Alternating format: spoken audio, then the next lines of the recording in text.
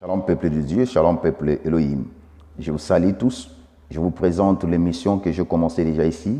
Ça a pris déjà du temps. Par rapport à tous ces sondis-là qui se passent et tout. Donc, et l'émission continue toujours à prendre son ampleur. Merci pour vos soutiens. Merci. Sur l'émission La Voix du Coq, les chants du coq qui chantent vers le soir pour annoncer les jours. Qui est le coq? Le coq est égal au ministre de la parole. C'est le ministère de la parole, c'est les Éphésiens 4, 11. Donc le chant du coq est là pour réveiller la conscience des pierres qui se trouvent tout autour du fait. Qu'est-ce que le fait étranger? Le fait étranger, le péché qui dérange l'Église, nous voulons ramener le véritable réveil parce que les coqs chantent pour réveiller les gens, pour annoncer le jour, pour vous dire que le jour est là. La journée est déjà là. Or Jésus est venu comme lui-même le jour pour dire que non, je suis là, la lumière du monde. Je suis là, le soleil levant.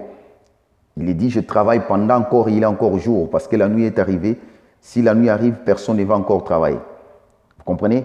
Donc Pierre a travaillé toute la nuit, il n'avait rien capturé, mais c'est le matin, quand il a rencontré le véritable coq, et c'est là où il avait capturé les poissons. Alors je suis venu dire à l'église que le temps est arrivé, nous devons écouter le chant du coq. Le chant du coq, c'est un oiseau de la basse-cour qui a été créé le 5e jour. C'est un oiseau que Dieu a créé le 5e jour, mais Dieu a pris cet oiseau de la basse-cour pour réveiller la conscience de Pierre. Donc, qui est le prophète Boni? Le prophète Boni est sorti d'une famille qui est la moindre de toutes les familles. D'une famille où on était né au nombre de 4, une fille. Après la mort de maman, on était encore trop petit, la fille aussi est partie. On est resté qu'au nombre de 3 garçons. Et après, papa était parti. On a connu pas mal de choses dans la vie. Toutes sortes de l'humiliation. Je dormis dehors. Donc, je fais tout. Je dormais dans comment on appelle, dans le veillé des gens. Là où quelqu'un est mort, moi je viens, je dors là. On finit, on enterre, je pars encore, je cherche encore une autre place, je dors là. Donc, j'ai connu pas mal de choses dans ma vie. J'ai connu pas mal de choses dans la vie, mais Dieu fait grâce. Alors, Dieu, le Père qui est Naboth, il nous a laissé l'héritage. Notre Père, Dieu, le Créateur du ciel et de la terre. Il nous a envoyé Jésus qui est le véritable Naboth. Il est mort. Il est mort. Il n'a pas cédé devant le diable. Le diable lui a proposé beaucoup de choses pour céder. Il n'a pas cédé. Dans Jean chapitre 4, après le jeûne, il était tenté, mais il n'a pas cédé parce qu'il connaissait la mission par laquelle il était venu faire. Alors, et tant qu'il a quitté d'être le fils de charpentier à l'âge de 29 ans, 30 ans, il a commencé son ministère pour défendre le royaume véritable de son père. Et jusqu'à 33 ans, il a confié la mission aux apôtres.